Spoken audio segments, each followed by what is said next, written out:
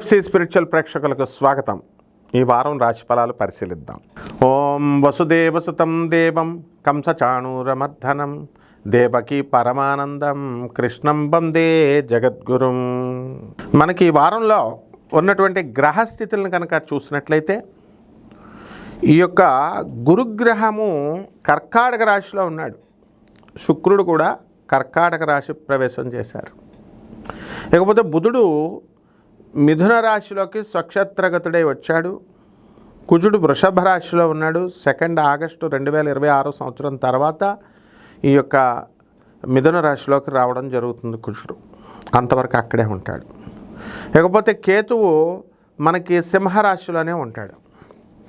ఈ విధంగా ఉన్నటువంటి ఈ యొక్క గ్రహస్థితిగతులను బట్టి మనం ఈ వారం ఒక్కొక్క రాశి వారీగా ఎలా ఉందో మనం చూద్దాం.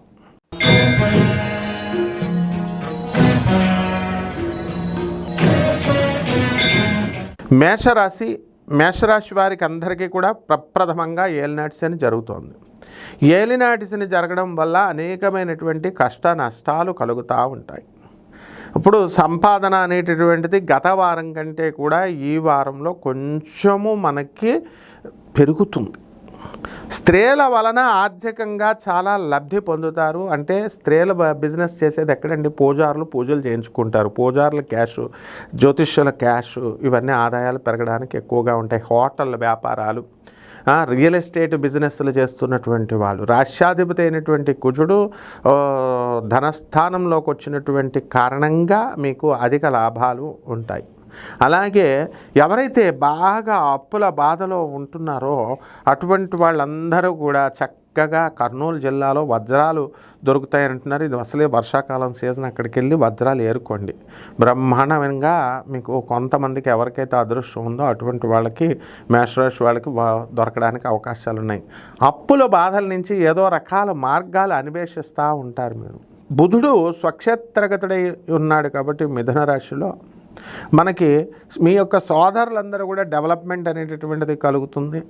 అలాగే కుటుంబంలో కేతువు మరి సింహరాశిలో ఉన్న కారణంగా కుటుంబంలో కొన్ని మనస్పర్ధలు అనేటటువంటివి రావడానికి అవకాశాలు ఉంటాయి. పరిహారాల దగ్గరికి వచ్చేసరికి ఏలినాటి శని కాబట్టి శని భగవానుని స్తోత్రాలతో పూజించండి, స్తుతులు చేయండి. ఆ విధంగా శని శ్లోకాలు చదువుకోండి.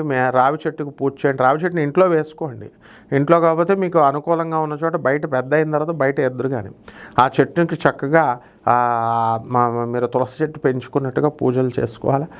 తర్వాత వెంకటేశ్వర స్వామిని, ఆంజనేయ స్వామి వారి యొక్క ఆరాధన చేయండి. ముఖ్యంగా అనాథ పిల్లలకి, వ్యక్తిగత పేదవారికి, వికలాంగులకి, సాధువులకి దాన ధర్మాలు చేసుకోవాలి. లేకపోతే ఎన్ని పూజలు చేసినా కూడా మీకు అవి కలిసి రావు. శుభమస్తు.